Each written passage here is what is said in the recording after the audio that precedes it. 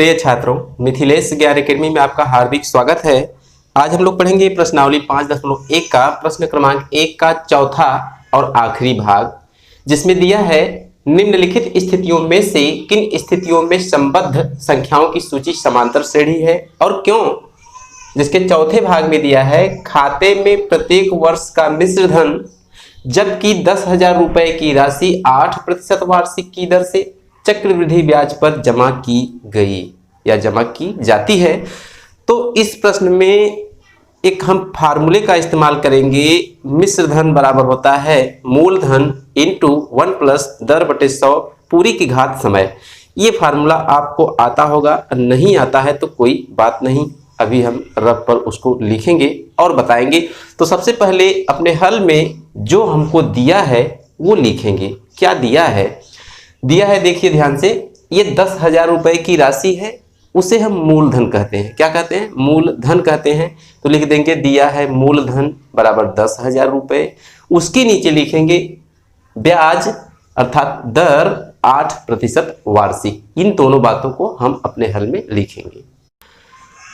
हाँ, तो जैसा कि आप देख रहे हैं हमने अपने हल में वो लिख लिया जो हमको दिया है। मूलधन को हम P कहते हैं, 10,000 रुपए दिया है, ध्यान से देखिए। उसके बाद दर को हम R कहते हैं, 8% वार्षिक दिया है, 8% वार्षिक हमने नोट डाउन कर लिया। इसके बाद एक फार्मूला होता है, ये है सूत्र A बराबर P इंटू 1 प्लस R बटे 100 पूरी के घात N। का मतलब क्या होता है? ये चक्रवृद्धि ब्याज ज्ञात करने का सूत्र होता है। कुछ बच्चों को तो आता होगा, जिनको नहीं आता है उनके लिए तो इस फार्मूले में A, P, R, N सब क्या है ये यहाँ पर दर्शाए गए हैं कि A मिश्र धन है, P मूलधन है, R दर है, N समय है। हाँ, तो इतनी बात जब आप समझ गए हैं तो उसके आगे हम क्वेश्चन को हल कैसे करेंगे। एक सीरीज बनानी होती है, सीरीज बनाने के लिए हम क्वेश्चन की सहायता लेंगे।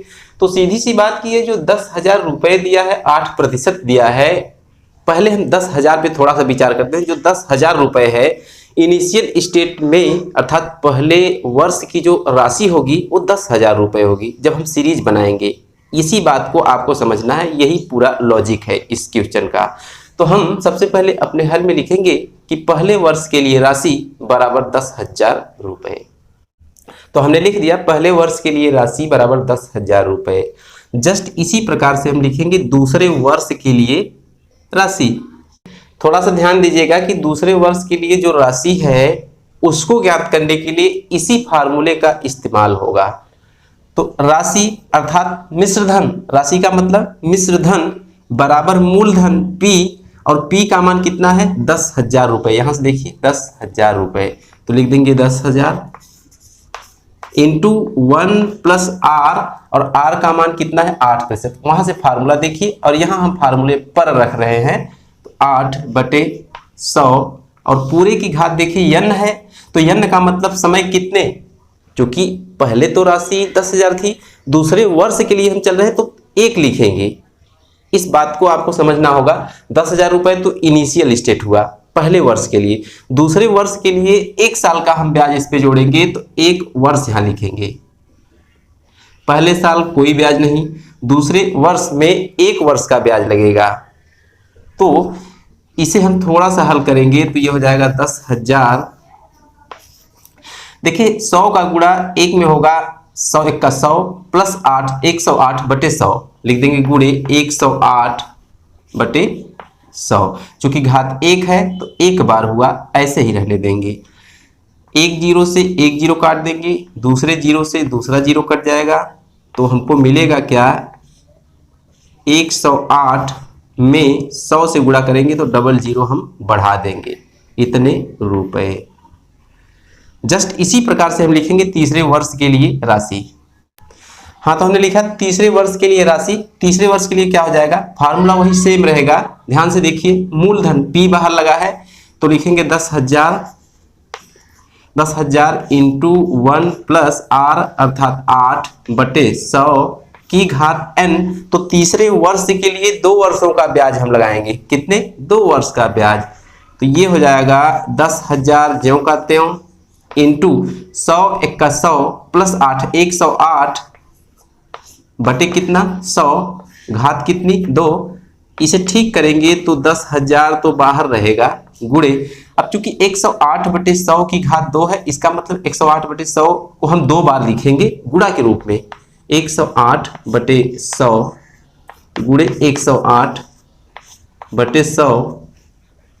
थोड़ा ध्यान से देखिए, इसका 2 जीरो, इसका 2 जीरो, तो कुल मिलाकर इसको हम गुणा करेंगे तो 10,000 मिलेगा। 100 का 100 में गुणा करेंगे 10,000 से 10,000 कट जाएगा, अर्थात ये पूरे के पूरे कैंसिल हो गए हैं। ध्यान से देखिएगा, तो बचा है क्या, 108 गुणे 108, यही बचा है हमारे पास। तो 108 में 108 का जब हम गुणा करेंगे तो रफ पर करके देख लेते हैं। तो 108 का 108 में गुणा करने के बाद हमको मिला 11,664। इसी को हम यहाँ लिख देंगे 11,664 रुपए। तो कुल मिलाकर पहले वर्ष के लिए राशि 10,000 रुपए, दूसरे वर्ष के लिए राशि 10,800 रुपए और तीसरे वर्ष के लिए राशि 11,664 रुपए हमने प्राप्त किया है। यह एक प्रकार की श्रृंखला है। कौन सी? 10,000, 10,800, 11,664, एक प्रकार की श्रृंखला हमने प्राप्त किया है इस क्वेश्चन की मदद से। अब यहां पर लिखेंगे प्राप्त श्रृंखला। तो प्राप्त श्रृंखला में क्या लिखेंगे? 10,000 लिखेंगे, पहले ये लिख देंगे 10,000, कामा लगा देंगे, फिर 10,800 लिख देंगे, 10,800 लिख देंगे, फिर कामा लगा देंगे, 11,664 लिख देंगे, 11,664 कामा लगाकर डॉट डॉट डॉट कर देंगे। क्यों? क्योंकि इसके आगे और भी हम राशि निकाल सकते हैं, उसकी आवश्यकता नहीं है, इतने से हमारा क्वेश्चन हल हो जाएगा। तो इस सीरीज को हम कैसे जानें कि किस प्रकार की है, समांतर है कि नहीं है, इसको जानने के लिए इसका हम सारवंतर ज्ञात करते हैं। और सारवंतर होता क्या है? डी, और डी सबसे पहले हम D1 निकालेंगे, पहला सारवंतर। और पहले सारवंतर को कैसे निकालते हैं कि दूसरे पद में से पहला पद घटाया जाता है। तो दूसरा पद है 10,800, ध्यान से देखते रहिएगा, 10,800 में से 10,000 घटा देंगे। तो 10,000 घटा देंगे तो हमको क्या मिलेगा? 800 केवल मिलेगा। ध्यान से देखिए, 10,800 में से 10,000 घटा देंगे, 800 मिलेगा। इसके बाद हम निकालते हैं D2। तो D2 क्या होता है कि तीसरे पद में से दूसरा पद घटा लेते हैं। तो 11,664 में से 10,800 हम घटा देंगे तो हमको क्या मिलेगा? 864। ध्यान से देखिए, 11,664 में से 10,800 घटा देंगे तो हमको 864 मिलेगा। ये लिख देंगे 864। क्या 800 864 के बराबर है? बिल्कुल नहीं।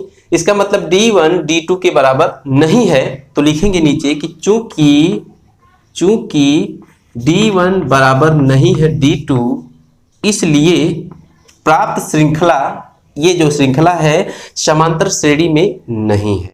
हाँ, तो ये लिख दिया, इसलिए प्राप्त श्रृंखला समांतर श्रेणी में नहीं है, ये जो श्रृंखला हमको प्राप्त हुई थी। तो आज के वीडियो में बस इतना ही, फिर मिलेंगे अगले क्वेश्चन के साथ अगली वीडियो में। तब तक के लिए धन्यवाद।